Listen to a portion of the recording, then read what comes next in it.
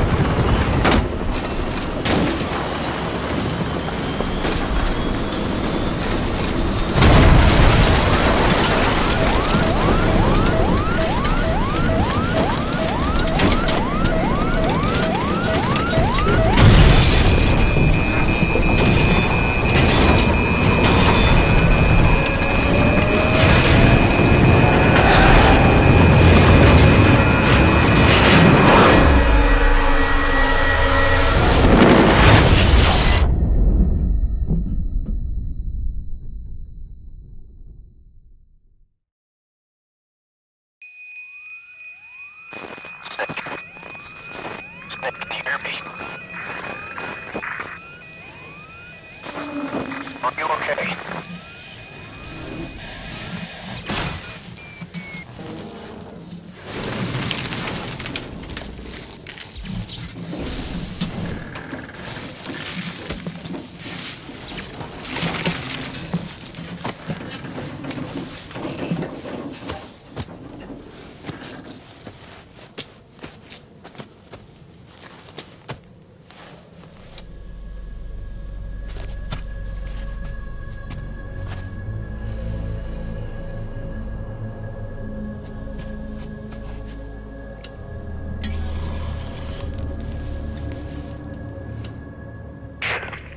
Like you're surrounded by mist.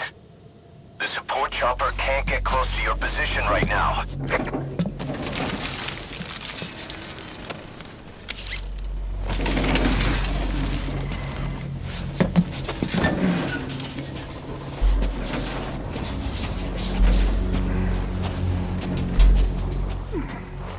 Hurry!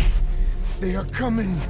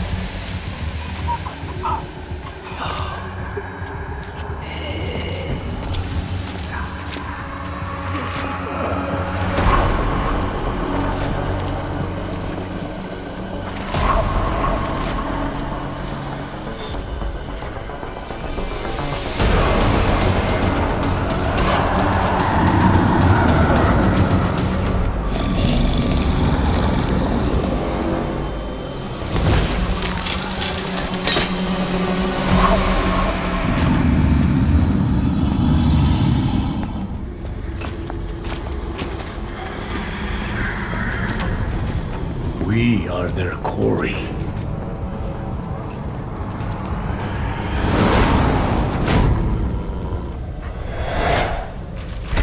Skulls. So that mist is their work. We won't be able to send in another chopper for now. Boss, you need to eliminate the skulls. We cannot lose Code Talker.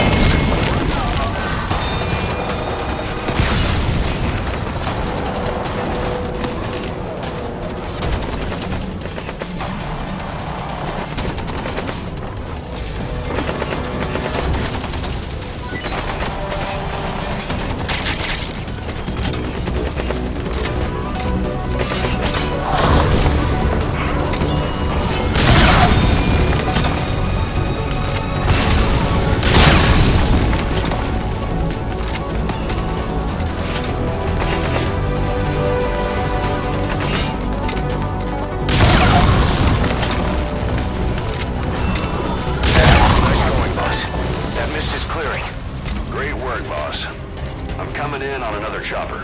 Get Code Talker to the LZ and wait there.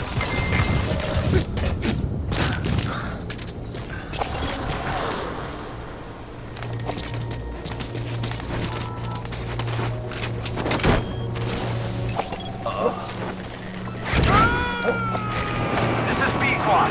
Arriving shortly at LZ. He's coming too.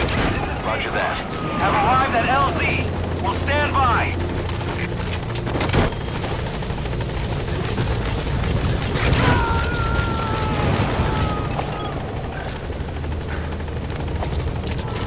Subject on board. Leave the rest to us.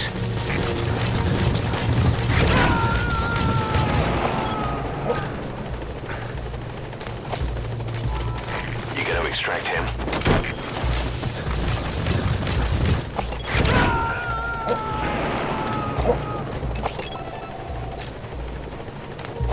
Subject on board. Leave the rest to us.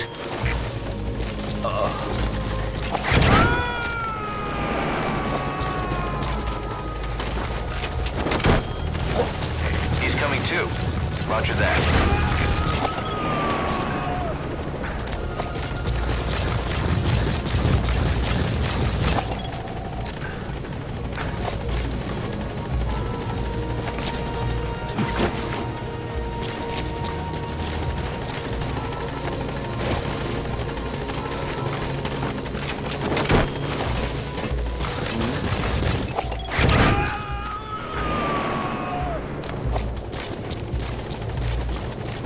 You gotta extract him.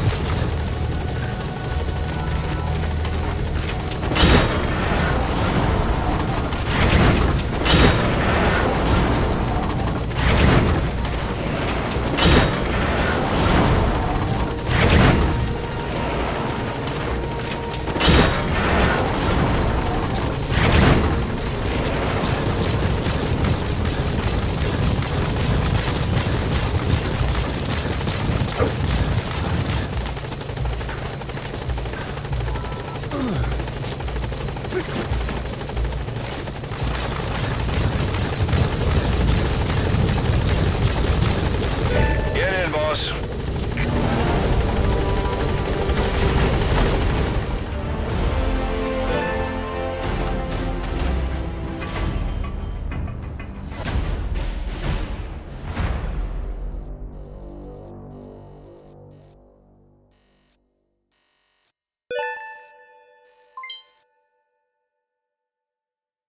Mission complete. I guess it all worked out in the end.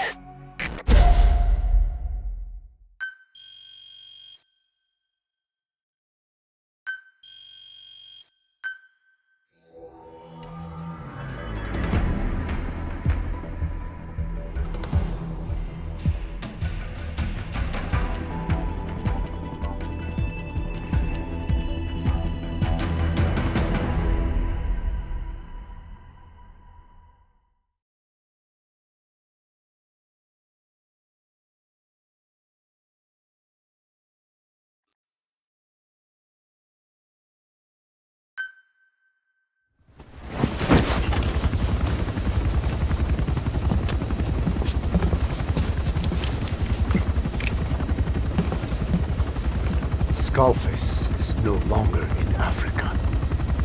The nuclear test was a success. Now they turned their knives on me.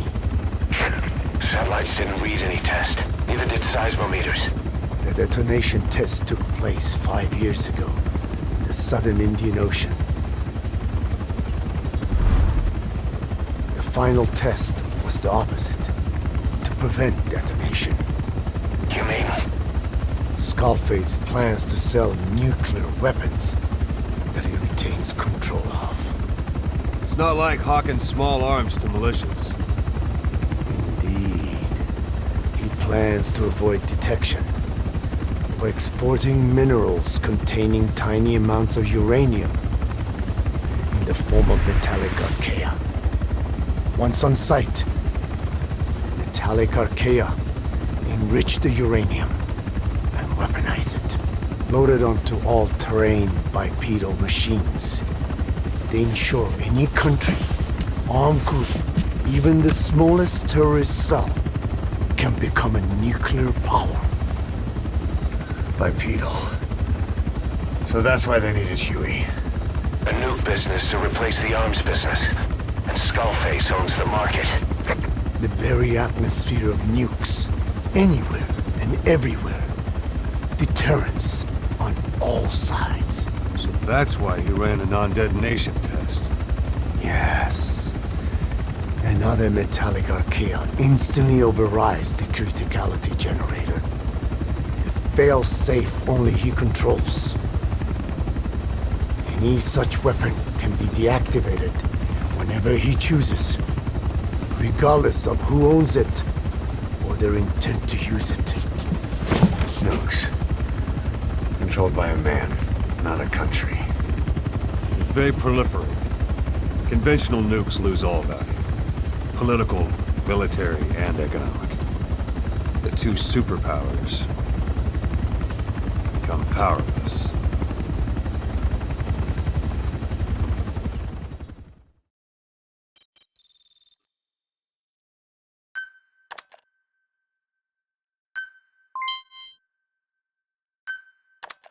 The R&D and medical teams have come up with a proposal for a new suit that applies Code Talker's research, the Parasite suit.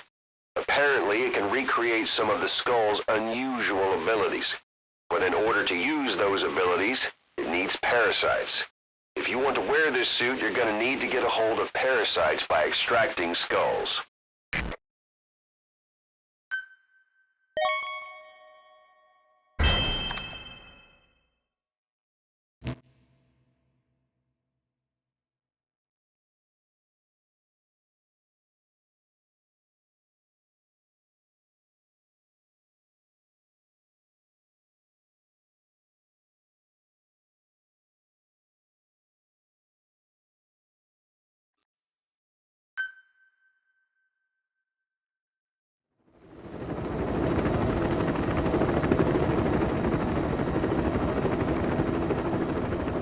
We need to stop the epidemic at Mother Base.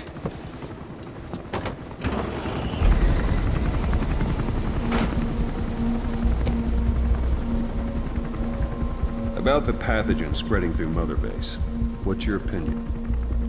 Textbook symptoms of vocal cord parasite infestation.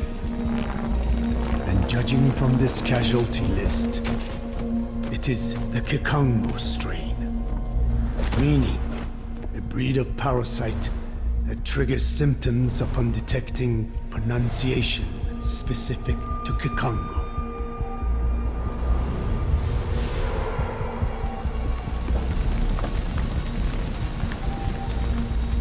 So how do we keep them from becoming symptomatic? Use this. A type of Wolbachia, introduced to a sample of the parasite. A parasitic bacteria that colonizes the parasites, turning male to female and preventing copulation. You must cultivate more.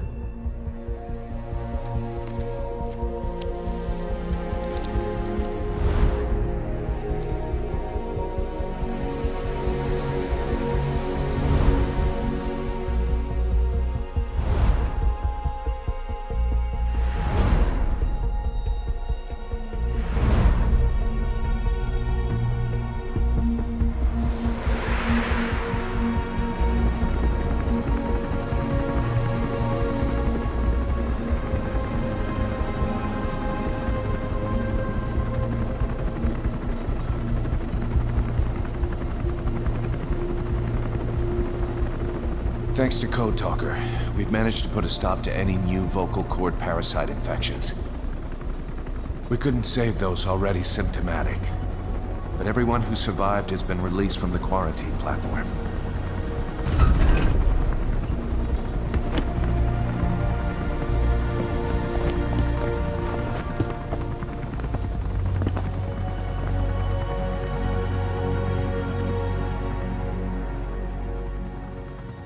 Skullface will pay for this.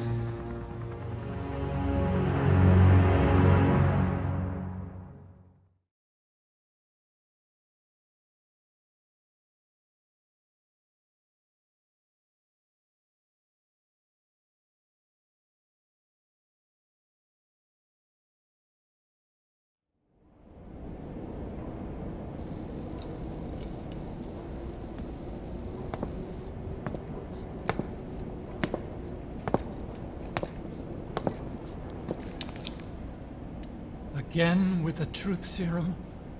What are those legs made of? Titanium? All the way to the femur.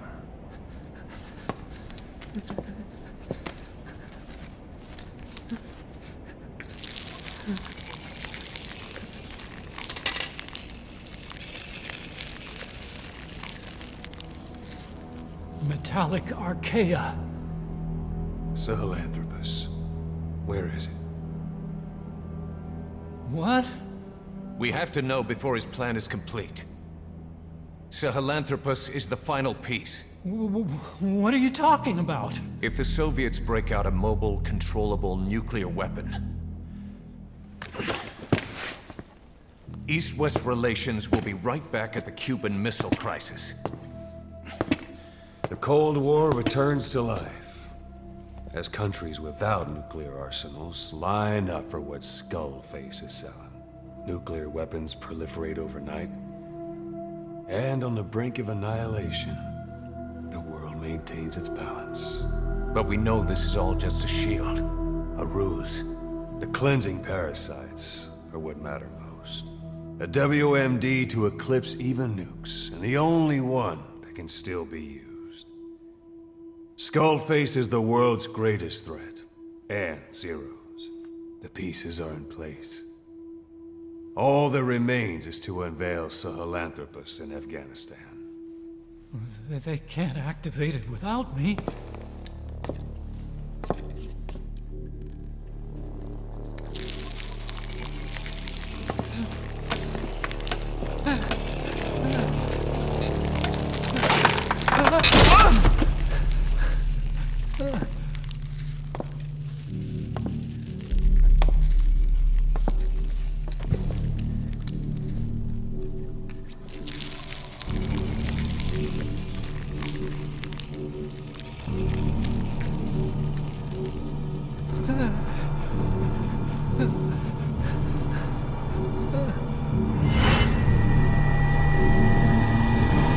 Okay, B-Zero.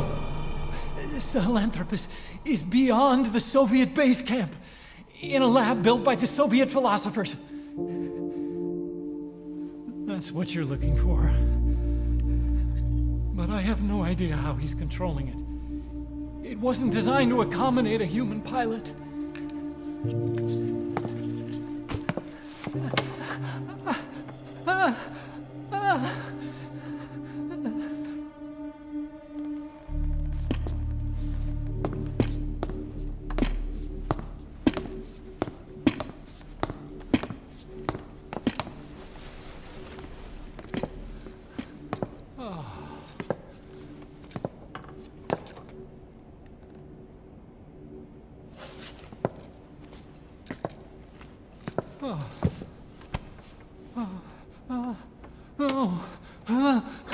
No! No! Wait!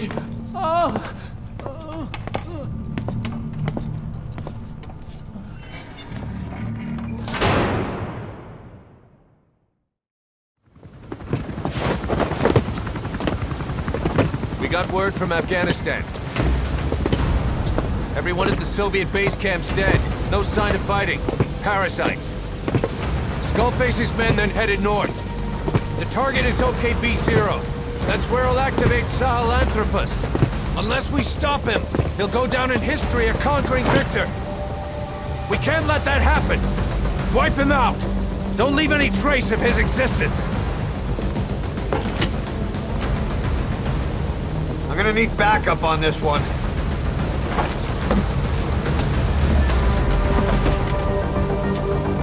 You'll rendezvous on site.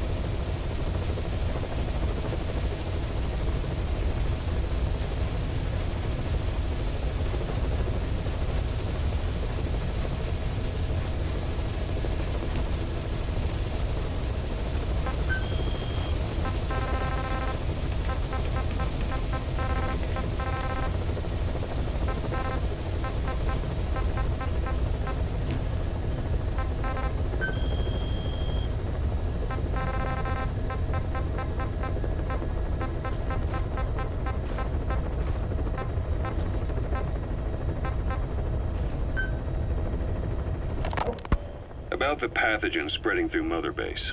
You've seen everything we've got on the outbreak. What's your opinion? Textbook symptoms of vocal cord parasite infestation. And judging from this casualty list, it is the Kikongo strain, meaning a breed of parasite that triggers symptoms upon detecting pronunciation specific to Kikongo. So our Kikongo-speaking staff are at risk? Quite so. He's right. All the victims do speak Kikongo. So they can survive if they just use another language? There is no guarantee. You're only dealing with the Kikongo strain. Other language strains may be present. You well know he was teaching them languages from all over the world. The Devil's House. Nzoya Badiabulu. There is no way to know how many strains he has at his disposal. So how do we keep them from becoming symptomatic? You mentioned using microbes. Use this. A type of Wolbachia. Introduced to a sample of the parasite. Wolbachia? A parasitic bacteria that colonizes the parasites, turning male to female and preventing copulation. You must cultivate more. What have you done with the infected bodies? Cremated to stop the spread of infection, but we did keep a few for study. Good. Take this sample, grind it to a pulp, and introduce it to the larvae now nesting in the dead. The Wolbachia will multiply rapidly within those larvae. They're soldiers, not some petri dish. Conventional cultivation methods will take too long. Extract the Wolbachia from those larvae and vaccinate your men. Kikongo speakers first. This is the fastest, surest way. No one is to speak a word of Kikongo until the Wolbachia are safely inside them. I will instruct your medical staff in detail on site. You have the appropriate facilities. Yes, but do not worry. I made a pact with your bit de Cholone on the honor of the Dene. I speak no lies. Keep an eye on him. Will do. Follow me. I'll take you to the medical team. Now, we must wait for the Wolbachia to multiply in the larvae. How is the disease transmitted? If it's carried by insects or rodents, then... There is no intermediate host. So... The vocal cord parasites lay their eggs in the larynx of the host. Most hatch and migrate to the lungs, but some are transported to the mouth through ciliary movement, mixing in with saliva. Saliva. Droplet transmission. Sneezing, coughing. Any food or water containing infected saliva. It would spread fast. Indeed. And when the larvae migrate to the lungs, symptoms can resemble the early stages of a cold, making it easy to infect others. Meaning a simple conversation would be enough to pass it on. Alright, so what happens after the larvae migrate to the lungs? It is as I said before. They mature by feeding on alveolar tissue. It is only then that noticeable symptoms appear in the host. And by that point, it's too late. He's infected everyone else. It's one hell of a weapon you've created. That is what Blag Ana wanted. Something that would spread easily. In truth, he's not the reason. But we will discuss that another time. The Wolbachia have multiplied. We're preparing to extract them and begin vaccinating. But is this really the only way? Sure, it'll prevent infection, but the cost? You would rather remove their vocal cords? No. Tactical communication's a linchpin of what we do. What if we were to ban the use of Kikongo? Insufficient.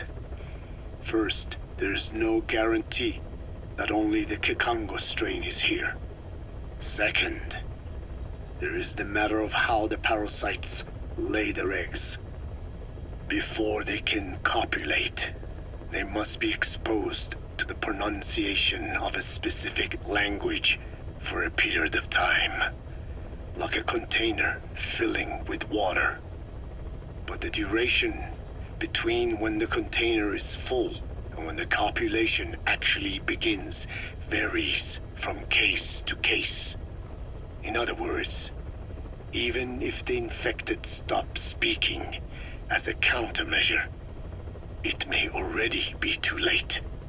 The only true solution is to prevent copulation through the Archaea, or by physically removing the affected tissue. Do any anti-parasitics work? It sounds as though you have already tried. Yeah.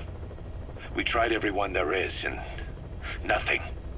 I have yet to find a medicine that can remove the parasites. At best, it temporarily covers their ears. Why is that? Because the parasites are companions to us. To remove them inevitably harms the host. Companions? More than you think. And this is why the human immune system cannot eliminate them.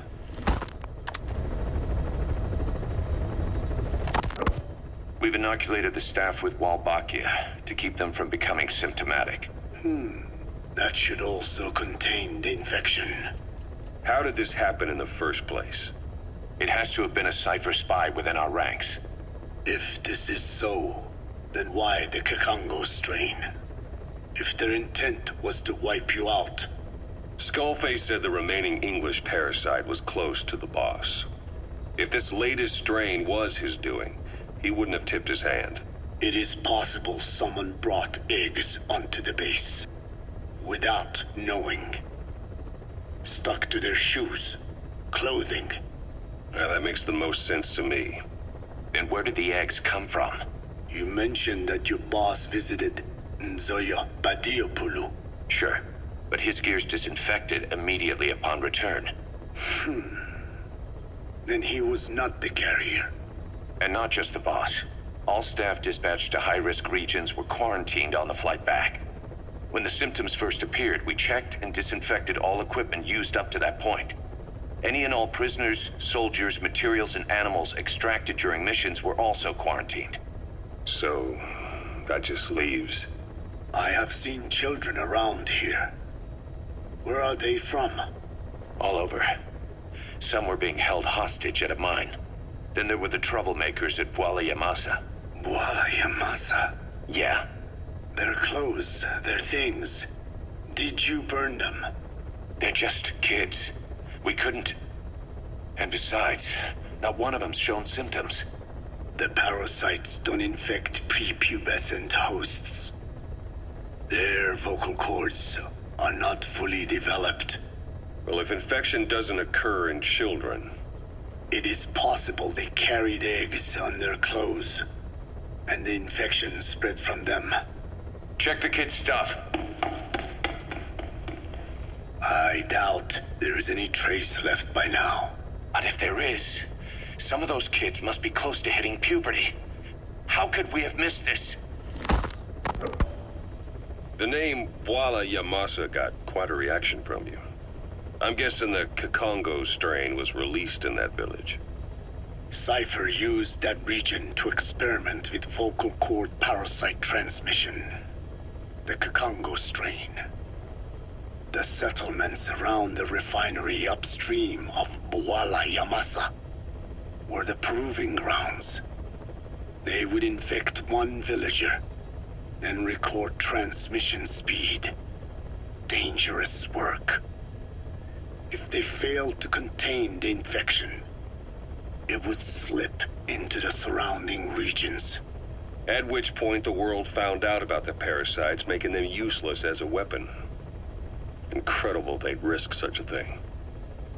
The test site was densely populated too. A terrible place for such experiments. No doubt, They thought burning everything would wipe away all traces. The settlements were covered in oil anyway. Who would wonder if one day they caught fire? And so it did. They burned it all, living and dead. Those remains. But they miscalculated. Transmission speed was far faster than anticipated. It may have been the temperature, or hygiene standards, or perhaps the parasites reacted quickly to Kikongo. Whatever the reason, nearly all villages were swiftly infected, and the settlements reduced to mounds of corpses. Making matters worse, the dry season was ending. When it came time to burn the village, the Moneni River had swelled. Many of the bodies were waterlogged. Meaning they didn't burn completely. The corpses still contained viable eggs, and the larvae washed downstream. And when the people downstream drank that water, That marked the end for Bwala Yamasa. I learned all of this at the mansion. I warned him of the risk of eggs getting out. And? We are prepared for any eventuality. I get it. Putting the oil field back online. The oil leaks, saner. They plan to pollute the river, prevent the spread of infection. But the oil flow was stopped, and downstream the people of Masa village started using the water again. The PF soldiers deployed at the village were locals, spoke Kikongo. They were infected, and the kids survived. I've heard enough. And who stopped the flow of oil? Don't. We did. That confirms it. The source of the Kikongo strain infection was Masa village. And the children brought it here. It is no one's fault. There is no blame to be cast. The parasites, they were tested in other regions? Their physiology requires that they be tested under varied conditions. Another test site was in Afghanistan. So it was the parasites there. Both the Pashto and Tajik languages are spoken in the mountains of Afghanistan, and population density is low. Ideal testing grounds for how accurately the parasites target only the specified language. It is also relatively easy to prevent the spread of infection. And the results? The first test, I am told, was a success. Once the Pashtun Mujahideen were infected with the Pashto strain, they were all but wiped out. The Hamid fighters at Smasei Fort. It was doubly successful. No Tajik Mujahideen or Soviet soldiers became symptomatic. So the parasites proved to be effective.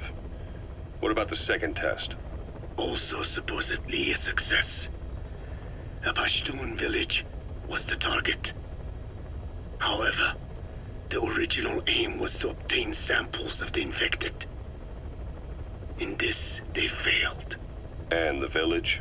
The Soviets enacted a standard scorched earth operation. That must have been the village where Malak lived, before being held captive at La Marjate Palace. Having had more time to think on it, the details shared with me may have been false. They are madmen who would do anything to cover up the truth. They certainly seem to like tossing their problems in the fire. As a boy, Skullface's life went up in flames. Perhaps that is what fuels his fixation with fire. Your Wolbachia stopped the infection all right, but I still don't get it. How can a few bacteria change males to females? I know they're only bugs, but... It is not such a rare thing in the natural world. Many insects and nematodes are infected with Wolbachia. But why? They nest in the cell cytoplasm of the host, even in the egg cells, with the result that the offspring are born infected. Mother-to-child transmission. However, Wolbachia cannot nest in sperm because they do not have cytoplasm. So even a successful infection of a male ends after a single generation. This means the Wolbachia must resort to maximizing the population of infected females. Sounds like an ethnic cleansing campaign on a tiny scale. Gender change from male to female is their survival tactic. So more females means more Wolbachia carriers, so it can keep thriving in the following generations. But the parasites in a human host are supposed to be a mating pair. If there's no male, there'll be no offspring at all. It's killing itself. Slow down. This tactic is intended for environments where a single male can copulate with multiple females.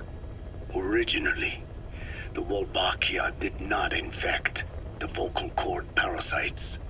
I created a mutated strain, modifying the Wolbachia so that it could infect monogamous pairs.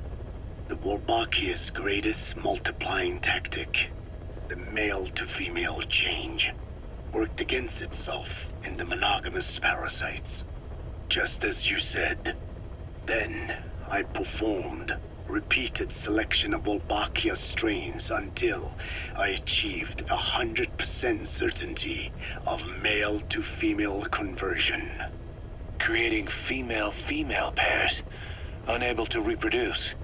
And you say the Wolbachia affects the host of the host, that is, us, cutting off our means to reproduce? It is almost certain. Of course, we will not turn female. After all, mammals possess no natural gender-changing function. But some Wolbachia strains can cause cytoplasmic incompatibility in the host. Is that some cell deformity? Put simply, it means the altered sperm of infected males kill the female's egg on contact. And that's happened to us? Yes. And yet, what occurs in humans is not just simple CI. To date, there are no cases of Wolbachia affecting humans. The fact that this strain causes this effect, is it the vocal cord parasite's affinity with humans? I do not know enough to say for sure. So the parasite warps the host.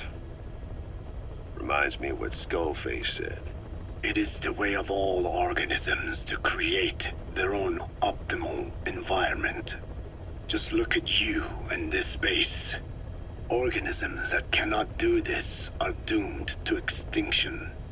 The difference with parasites is that their environment is another organism.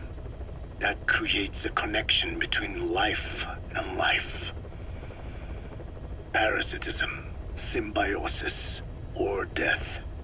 In this way, the host too is challenged to adapt.